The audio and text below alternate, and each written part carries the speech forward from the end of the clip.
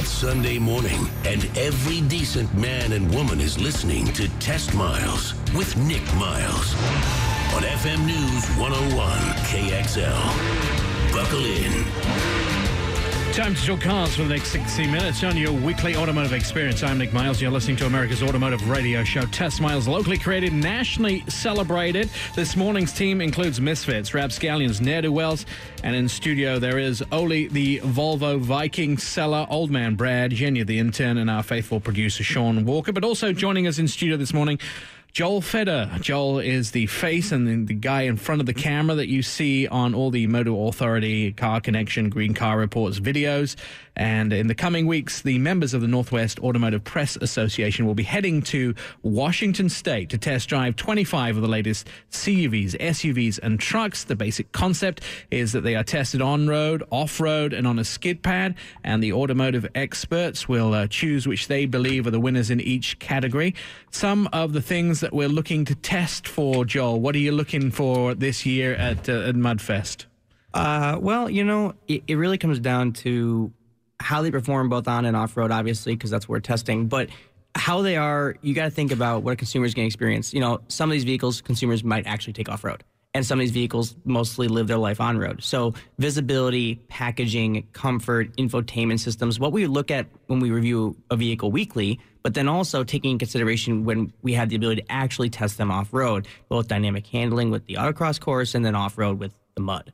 And you have a lot of fun, hopefully, in between. Well, we usually do have a lot of fun, but we usually try to keep that off air. So I've given you a list of vehicles that you're expecting to test drive. One of them you were already quite excited about. That was the new Land Rover Discovery Sport, the small version, the LR2 replacement. All new vehicle for them, heading in a slightly new direction. What are your thoughts on this? You know, I'm really excited to drive it. I think they've done a great design job as far as both packaging and powertrain and visual design. My coworker went on the drive in Europe to drive it already. We've got our first review and first drive up. It's a great vehicle as far as he's concerned. Bang Talverson, who's been on the show before. I'm excited to drive it myself. I think it'll be a great vehicle for families starting to get into the luxury SUV realm. I'm also really excited to drive one of the less expensive vehicles on this list is the Renegade, the Jeep Renegade Trailhawk.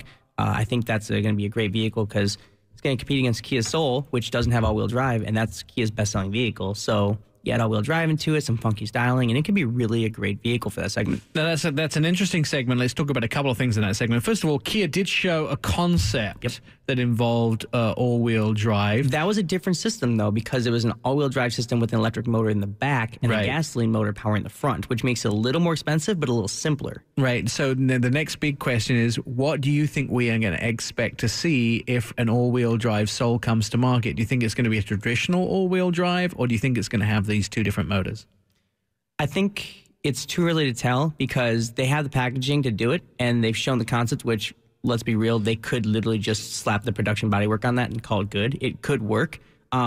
I think they don't need the all-wheel drive system as sophisticated as the Renegade has because their market's going to be different. People with an all-wheel drive Soul are going to go to the ski slopes on the weekend. They want to go hiking at trailheads or whatever. People that buy a Jeep Renegade might do those things, but they also might go to Camp Jeep and the safari things. They might also actually go off-roading. And so I think there's a different market there, but I think this Renegade, until an all-wheel drive Soul comes, might actually eat some of those Soul sales for the people that want a Soul but want all-wheel drive. The interesting thing is we're going to talk a little bit more about the Fiat 500X, which is very similar to the Renegade that comes up in the next segment of the show. So really now we have this new small compact CUV segment, which is growing. They're saying increase of up to 200% in the next few years. There's a lot of big car companies coming out with these smaller vehicles. Is this the way we're going? Luxury or non-luxury small SUVs? Is this what all these car companies are heading towards? Because we're trying to make cars smaller, right? Well, I think that it is what we're heading towards, but I think it's not just, this isn't a new trend. This is something we've been heading towards for the last 10 years with, you know, crossover. Instead of going from SUVs to, we're now going to crossovers, which are, you know, SUVs, but lifted up based on car chassis. So you sit higher, you have more ground clearance. It makes you feel like you have more visibility. Some people think you feel safer, but it also gives you more capability, whether you're going through the snow, through the trailheads, to the mountain, whatever. So I think that it is definitely a market trend. I think that younger demographic. You know, the college kids, the high school kids, they're living very active lifestyles outdoors. They're disconnecting from technology a little more, despite what we might talk about here. And they might want something that fits their active lifestyle. I mean, you got the new Honda HR-V, which you and I both recently drove. These are vehicles that people are in. It's on this list. These are vehicles in a segment that's growing and that this demographic wants. Both empty nesters, as you know, these automakers are telling us, and the millennials and the Gen X, the Gen Y.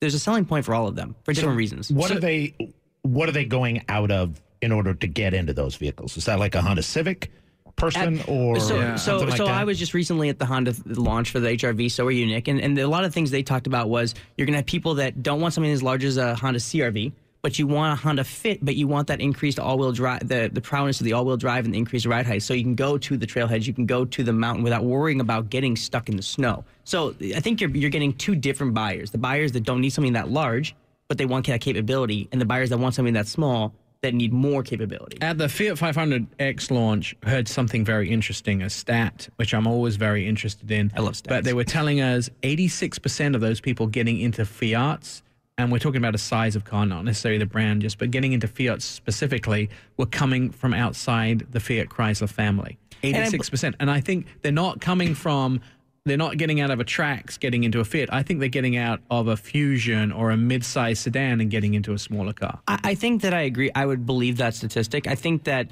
maybe not today because the Mini brand has been so established over the last however many years. But I think when Mini relaunched here in the States back years ago, I think that we would have heard a similar statistic to that because Fiat hasn't been here in so many years. I mean, I was a child. Maybe you weren't, Nick. But I was a child back when Fiat was here last. And so... I don't know, when were they here last? Does anybody know when Fiat... It was a long time ago. I mean, it had to be nearly 20 years probably. It had to be about 20 years. 80s. That was 20 years ago. Yeah. You were still dancing to Wham back then. And I was literally just walking. 84. Alfa Romeo left in 79, so it was probably I think it was the mid-80s, yeah. So you know, you've got the people that either are your age that remember it, but because it was Fix Again Tony, or you've got my age who grew up hearing your stories about Fix It Again Tony. I mean, they do have a reputation issue to overcome. But I think they're actually overcoming it with cheeky advertising, cute designs. I mean, it's a great looking car. I think the Fiat 500 Abarth is a blast. The Sport is fun. The EV is probably one of the most fun EVs I've ever driven next to a Tesla. Yeah, I think you're right. And I think that they're not having issues with that. Before we get into the break, let's just ask a couple of questions. Brad, would you put your family, you have two six-year-olds, twins, and your wife into something the size of a Fiat? Or is it too small? I have. No, they actually enjoy the vehicle, but then when you need them far enough back from you that you can't smack them when they're driving you crazy. What about you, Oli? Oli, would you have 3 kids? Yes. Would you put 3 kids in a Fiat? Is it too small for you? Yeah, like I think at that point size would become an issue. But I think most people that have 1 or even 2 kids, then that's great. We needed to kind of spread out, and we needed something. We wanted a 3rd row, so that was a factor when we were. You really were worrying about hitting your kids' knees, weren't you? Yeah, we need to get them back. It has to be maybe your second vehicle, or it has to be your car or your wife's car, because you do ultimately need to haul some things to baseball or soccer or whatever it is. As they get older. I think that's not they're not going for families as their main car. The Fiat 500L is surprisingly large inside due to good packaging, but the rest of the lineup, it's not your main family car. Except the X. The X is the same size as the L. It's different, the roof line, everything, though. It's different packaging. But it has the same, it's very similar interior. I know, but the back seat and the packaging is a little smaller. But I think that the reality is this, is that I think you mentioned it, Brad. They're not going after families, except for the larger ones, the X and the L. The Fiat 500s, it's the college kids, the high school kids, and then it's the baby boomers, right? I think that middle section with families and growing families, they're either going with the larger ones or they'd rather you step into something in the family, the Chrysler Fiat family, which is, the Chrysler 200, the Durango, something like that. They can keep you in the family. They got plenty of products. Let's pick up this conversation on the other side of the break because Nicole from Fiat is going to join us, and I'm sure we've got plenty of things to talk to her about. One of them is why she's so fabulously wonderful, and she has some of the best hair out of all of the automakers I've ever met. You could bring spokespeople like Nicole on every day to my show. Even better than Alex Fedoruk? Oh, absolute better hair than Alex. And she's a redhead, too. All right, it's all coming up on Test Miles, listening to FM News 101 KXL. I'm Nick Miles.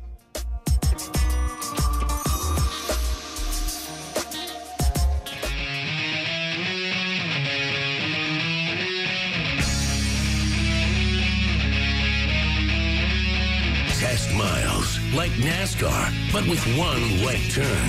TestMiles.com. Welcome back to Test Miles and FM News 101 KXL Automotive Radio Show live from our studios in downtown Portland. For all the latest automotive news, follow us at Test Miles on the Twitters. So here's a fun fact you can impress your friends with, and I think I've got this one for a reason. The term cranky originally referred to the bad mood drivers would be in after struggling to turn the crank while starting their car.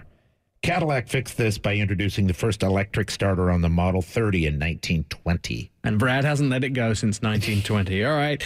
They started with just one model in the U.S. 4 years ago, and now they offer 6. Fiat, a sassy Italian car company, and now have a full Italian family lineup with the new 500X last week. I was in L.A. to take the first drive of the new car.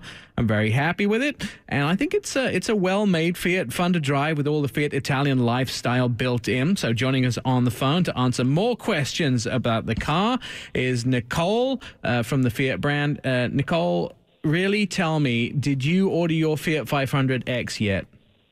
I already have it in my driveway with a matte paint. I get to do the test driving of the engineering vehicles. So I get to experience it every day, and I smile every time I open up my garage and step in. It's just so much fun. Now, so you've brought up an interesting point about this car. So it comes in a matte bronze color. That's one of the options, but you have to hand wash that, don't you? I do, but it's worth it because every time I take it somewhere, everyone's stopping me to figure out what paint is that, because it's so unique. But it's a cool way to have a conversation because our palette with 12 exterior colors, you basically can make a vehicle that meets your personality and style. Absolutely. So matte bronze is your personality? Is that what we need to know? No, I think it's one of the paints that we want to make sure that as people get introduced to it here, that I know exactly how to talk about washing it and things of that nature. And so testing it like we do a lot of testing up front of everything within the vehicle, and that's key to make sure that when talking to consumers and our dealers as well, that we all are on the same page on how to interact with the vehicle. So, it was a good one to test from a perspective of being totally new to our market. Now, Nicole, we have a studio full of guys, and I'm sure they have a bunch of questions for you. Joel Feder is here from Motor Authority. Joel has a question for you. Yeah, so real quick, with the matte paint, I know you hand wash it, but when you hand wash it, I'm led to believe that you can't, like if you rub it in a circle too much in one spot or you rub it too hard, it can become slightly shiny because of that finish. Is that correct? It can over time. It doesn't do it right away. A lot of people actually take those matte paint through the brushless washes, and they're totally fine. Got it. So basically, it's being careful on how a lot of our show vehicles, you'll notice we have one that's been on the show circuit now for the whole season, and it's doing fine. So it's just how you handle it is key. And, if you're going to do the wax on, wax off, and you're putting a lot of pressure, any paint's going to have some kind of wear on it. All right, let's talk about some of the things, Nicole, about the vehicle. How does this 500X fit into the rest of the Fiat family? So for us, this is really taking the iconic style and design of the original Cinquecento and adding in some more muscle. As you saw the presentation, it really gives it that more athletic feel and larger.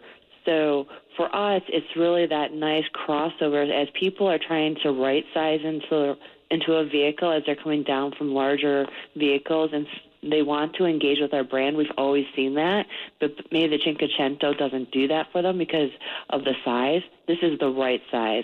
So, so being a 5-passenger, having all-wheel drive capability now with a disconnecting rear axle, so it still gives you the fuel economy you expect from a Fiat. This is really the best of both worlds for us. What's special about the 500X? Well, for us, it's the first vehicle that we truly got to work with the engineering team up front to make it for our market as much as it is for any European market as well. So before, the vehicles that we had brought into market really were something that we homologated for our market. This is the first vehicle that we engineered together up front and designed up front for all markets globally. And that's unique because of the fact for us, there's technologies that our market is used to that may not be used in other markets. So we've been able to add a lot of things that typically wouldn't be coming into our market. Now, that disconnecting rear axle, the group, the Chrysler Fiat Automobiles group, have some other all-wheel drive vehicles. Is this some of the same technology, or is this different technology that you've invented for this vehicle? So this is a shared platform with the Renegade. So for the Renegade and for us, this is the first time to use this technology. Okay. And it's basically paired up differently, as you could say. So their off-road capability is set up different, where we're not so much an off-road capability vehicle. We are a vehicle that's more for on-road dynamics.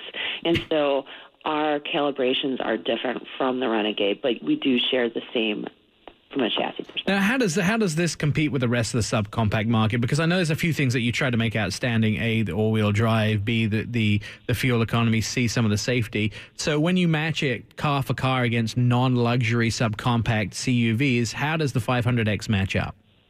So for us, we're going to match up literally just lower than the average transaction price from the competitive set, which is nice because as people are shopping, they're looking for the best value they can get.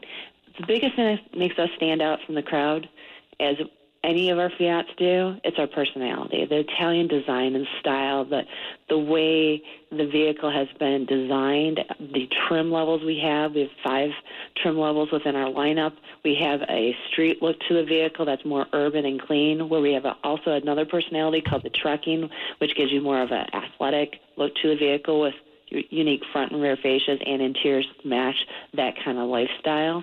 We also made sure that there's a lot of premium amenities when it comes to the execution of the interior, from the type of fabrics, how we did the detailed and the stitching and the trim, to the having the accent colors that we're known for within the interior as well. So really giving that appeal for somebody that's looking for something that looks luxurious, design, and capable at the same time. Excellent. Well, Nicole, thank you so much for joining us this morning on Test Miles. We look forward to seeing how the 500X does in studios over the next few years or so. And congratulations on the new member of your family. Thank you so much. Have a great day, guys. Yeah, I'll talk to you soon. All right, still to come on Test Miles. I was in Long Beach for the Grand Prix yesterday and got to see BMW win their race. Very excited since I'd spent the day with the drivers. We're going to be talking to members of the team. In fact, the team owner coming up on Test Miles on FM News 101 KXL.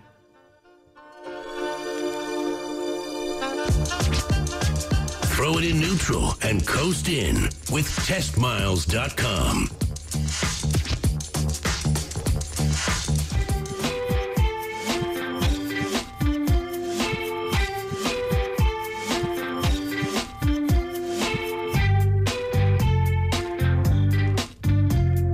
Favorite us, tweet us, friend us, love us, all at testmiles.com. Live from our studios downtown Portland on a Sunday morning, this is America's Car Radio Show. We'd like to thank you for being part of the Car Nation. For more fun facts and car stuff, find us on Facebook at Test Miles. Here's a fun fact you can impress your friends with. In 1987, Chrysler designed a 4-door Lamborghini. They rounded out the Diablo and they called it the Portofino. And it was ugly, according to everyone in the studio. Hey, but that sounds like good wine. Yeah, it may be better than the car. All right, I spent yesterday in Los Angeles at Long Beach to see the Grand Prix races and spent the day with the BMW team and the RLL racing team. And I am honored in every way, shape, and form to have Bobby Rahal on the phone with us, who is the part team owner. Bobby, you guys took the first position in your race yesterday. Amazing.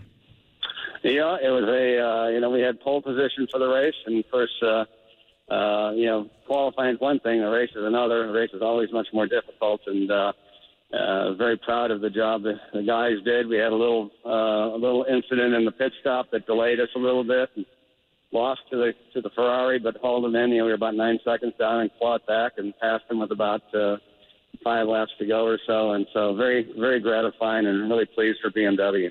Now, I watched that pit stop, and I was sweating the whole race. So the guys pulled out 1 and 2, and Ferrari nipped the lead, just took the lead from them in the first lap. That must have made your heart sink. Well, we felt the Ferrari had jumped the start. The officials didn't feel that way. The Ferrari strength is acceleration and top speed, which we could see on the in-car cameras, but we were actually better through the corners and what have you. It was just a matter of if we could get ahead of them and keep them behind us down the long front straightaway, then we could get away because we were quicker everywhere else, and that's pretty much what happened. Now, I noticed that during even as little as the first 2 or 3 laps, Bill Orbeland, who was the local driver who was driving at the point, he was actually pushing. He was pushing to pass that Ferrari, and there's several times he got shut out of passing the vehicle. Mm-hmm. Well, no, that's true, and because it is a short race, it's the shortest race we have on our schedule, so there's you really treat it like a sprint race, and so naturally. We felt we were quicker, and so we wanted to get away from the Ferrari and try to gain a gap over everybody else. It didn't quite go to plan, but in the end, the speed of the BMW was enough to make the difference. Absolutely. Now, Bobby, you've played every position on a race team. You're a Hall of Famer. You've been a driver. You've managed F1 and you've done all these different things. What's the most satisfying point for you in racing? Still, is it now that you have your own team, or that you have a team that you can run from the ground up, or is it driving? Do you still hanker for the days behind the wheel? Well, it's different. I think certainly as a driver, when you win a race, it's tremendously satisfying because of the personal commitment that you make to be a winner. Having said that, being a car owner, I think you probably appreciate much more what exactly all goes into winning those races. And so it makes me particularly proud for my guys. Everybody, they work long, hard hours. This is not a 9-to-5 job by any stretch of the imagination. And excuse me, I'm at the track. You can't hear a car go by. We're jealous. We're jealous. In any event, I think as an owner, you have a greater appreciation for the effort that goes into it. And sorry. Oh, you don't have to apologize for that sound. Can we just have that come in constantly? Yeah, Bobby, thank you so much. Oh, my pleasure. Thank you for having me on. Yeah, obviously Bobby's in the middle of getting ready for the. They've done the warm-up laps today, and it's really great. Now you actually know Bobby, don't you? Or I interviewed him a number of times in Portland because I covered the Champ Car races out here in Portland, and he won it in 1987. But it was really the golden era of racing here for me in the States because you had the Andretti's and the Unsers and Fittipaldi and Bobby Rahal. Bobby, do you remember that? Oh, yeah, I sure do. Absolutely. Those were great. I miss Portland. I wish we were racing there. It was a great track, a great crowd, beautiful setting. We really miss that venue. And we are hoping that one day maybe it'll return to its prowess of those years gone by. All right, so what's up for you next? You have Laguna coming up in a few days' time. Are you racing there? Is it the races are in 10 days' time or so? Right. We're at Laguna Seca for the next IMSA race. That's with the BMWs. And then pretty much after that, it's the month of May, and, of course, that's Indianapolis. So what does this race mean for you today, or for yesterday? Where do you guys sit now? Well, to be honest, I'm not quite sure, but I think we may be leading the championship now, or very, very close to it. We were second. So it's for us, it's a good win for us. We needed it. Now we go into a number of races that, frankly, are going to be very difficult for us to win because of the nature of the circuits. But, we'll never give up. Right. And I think you've had a great season already. I mean, to especially have a win and to have Bill, who this was his home track, to have that win. Right. Bobby, if people want to find out more about the RLL race team, where can they go? Do you guys have a website that they can keep track of you? Absolutely. www.rahal.com. All right. Pretty simple. Perfect. Absolutely. Bobby, thank you for joining us this morning, taking time out from your warm-up. We'll keep in touch, and we'll look forward to seeing some more wins in the future.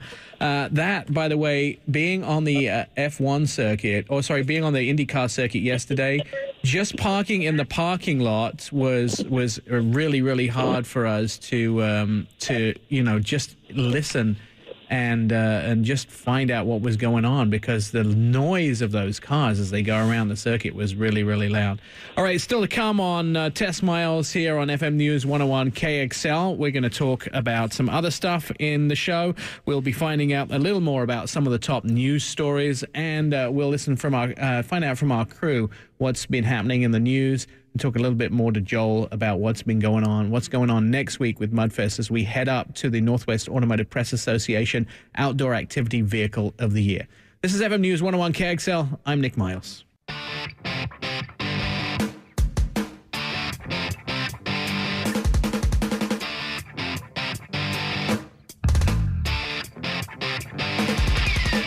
It's Test Miles on FM News 101.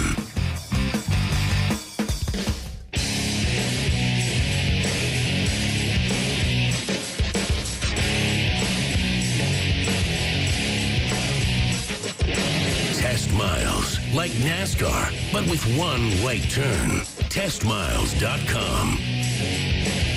Welcome back to the show, live from our downtown Portland studios in the KXL complex. I'm Nick Miles, and you're listening to Test Miles, automotive show for America. Here's a fun fact to impress your friends. While the Model T Ford was remembered as being available in any color so long as you wanted it as black, it was available in several colors. Red and black was not one of them. Interesting. All right, let's talk about some of the best news stories around. I know that Joel will probably tell us all about the best news stories on Motor Authority and on Car Connection and Green Car Reports, which are the three sites that he does for. Works for university students to build this car. Did you see the story? 3,421 miles a gallon. That it will do as far as fuel economy is concerned. It will cost about, I think, 2.5 miles.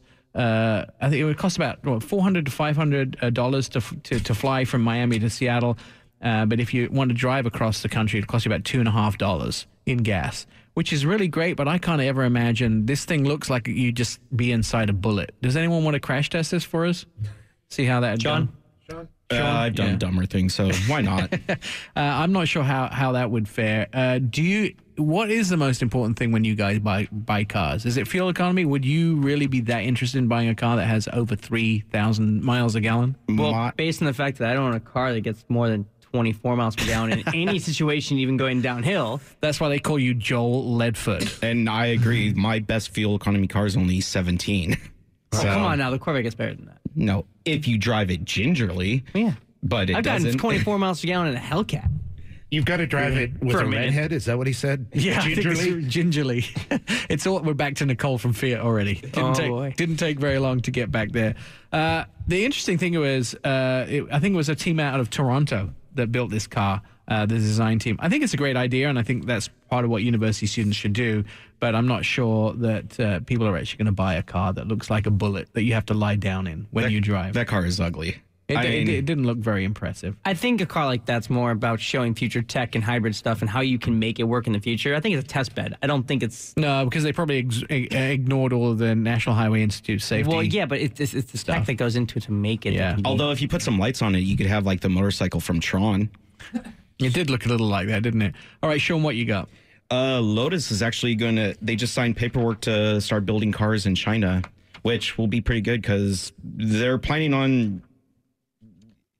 Lotus isn't really that big, and they're not selling that many cars, but they think going into China is going to help them and But build they the said market. making an SUV was going to help them, and then building a And Lotus. that's where And they, which and- but CEO that's is what this they one? Are we even on said. now? Yeah, I know, but exactly. They said the SUV will be a great market for the China market. I don't think Except anybody's... we sell SUVs. I don't think anybody's going to disagree with me on this. I think Lotus is a great idea, and there's some great cars. Just the execution is horrible. I think if they brought back an Elise and the Esprit and all that stuff, like the Heritage, the baby boomers with money would add them to the collections. I think they're going about this wrong. When they had all those supercar designs like 4 years ago, that was the direction they need to be on. Yes. Right. But the problem is I think that CEO was stealing money. So Didn't they bring out like 5 or 6 different like that was what I'm talking about. Yeah, concept cars. But And then the CEO started stealing money, and they're like, "Oh, new CEO's like that's a bad direction. Let's go back to making an SUV because that's what the world wants now." And those concepts were just sexy, and they were looked, stunning, and they had looked the like right they could have been names. built right there. It And wasn't they had like the right names. They had the heritage names. They were right. but they weren't concepts that you couldn't see on the road. You could have seen those cars on the road that day. All right. Jenny, do you have a story that you found in the news?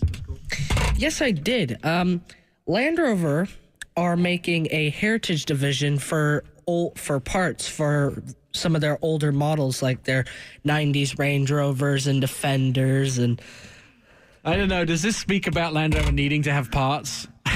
Or does it speak about something that's cool, like coming back with all of the cars from the 90s? Because I know that I own a 2002, and it's needed some work. And traditionally, I think when we wrote about the article, I was like, "Hey, they built a division for Nick's car." Yeah, but no. Project Discovery is all ready and redone. I think it's kind of interesting. I know there are several places on the web that you can go and they will actually manufacture car parts, even if you can't find them. They will actually, you can send them schematics or send them what it is, and they will build the part from scratch. Well, I think Land Rover realized that our cars break so much that if we create our own, we can make a lot of money. This is a whole new revenue stream. I mean, definitely. Now, what is the legal status? I think the legal status is you have to supply parts for a car 25 years after it's launched. So we have to be talking about cars that are post 1990, right? Yeah, 1990. So... Well, the fact that they need so much repair is evidenced by there's 3 or 4 Land Rover specific repair shops in Portland alone. Yeah, well, I think the J.D. Power, the reliability studies, I mean, they're still near they've actually improved their initial quality studies, but their long-term studies are still abysmal. Yeah, which is terrible because they're great-looking vehicles and they drive pretty good. One of the interesting things about that is, though, that Land Rover also have the Range Rover Sport is the #1 retention value in vehicles. It maintains its price, but its dependability and reliability is still in the trash can. I think they're still pretty poor. I wouldn't actually put them in the trash. I'd own that over a Yugo. But I think they're at the bottom. If they're not the bottom, they're at the bottom. And then what year is that? Because I think in the last 4 years they've improved that immensely. That's the initial new car, not the long term. Right. But in the 4 years, I think it's improved immensely. Is anything in older than 4 years, it might be an issue. You have to understand that taking it in for service. Yeah, you have to understand it's going to cost $1,500 just to take it in for a service. Well, but that's because it's a Land Rover. All right. But it drives well. Anything else? No, I just think the funniest thing about Land Rovers, I mean, everybody knows this. When you go buy a new Land Rover, I mean, people that have them, there's a great following. They have a great fan base. People love them, even though they joke about how they have issues. Well, hang on. I own 2 old out-of-warranty German cars, and I know what I'm doing. I would buy a Land Rover. I mean, I would go and buy a brand new Land Rover. I'd buy a new one. And I'd still buy another 2000 Discovery because they're fairly easy to fix. They're just great cars. It's all about, if you're going to buy something like that, or like in my case, an old out-of-warranty German car, you have to buy knowing what you're getting, because otherwise you're going to be miserable. But if you know what you're getting into and you expect it, well, then you can complain about it, but at least no one can say, you knew. And they've got an interesting statistic here that says they have an estimate of 70% of the vehicles that have been built since 1948 are still in existence. No, that's let me tell you, that's a good statistic to have. But running is a different thing. Yeah, they're still in existence, and they're shared between 50 other vehicles. And so we're broken out to be parts. Yeah, they're on farms and hay growing through them now. Although I would still own a really old Defender too. They're also vehicles. Yeah. All right. Does anyone else have any other stories, Brad? Well, we've got the local story of the World of Speed Car Museum is opening this week on the 24th. And they're going to have the ribbon cutting at 10 o'clock. This Friday. This Friday. Yeah. It's a 85,000 square foot collectible car, mostly racing, a lot of drag racing, interactive hands-on things that you can do. They've got a wall of sound. I've been there. They've got NASCAR. They've got drag racing. They got a cool kids section. They're going to have tech schools. It's a pretty cool place. It's a nonprofit. They're going to do some educational elements, too, because there's a lot of jobs in the car industry that they're trying to help fill. For $10 entrance, it's a cool thing that I would definitely want to Definitely worth the trip through. As this show is worth some revisiting, you can find us at testmiles.com, Facebook, Twitter, or you can go to Joel's house. He has copies of the show stacked up on top of his piano. We'll see you next week. Take care for now. I'm Nick Miles. This is KLX. This is... who are we? KXL. KXL, there we are. KXL-FM News 101. Well, let me get to the point. Throw it in neutral and coast in with testmiles.com.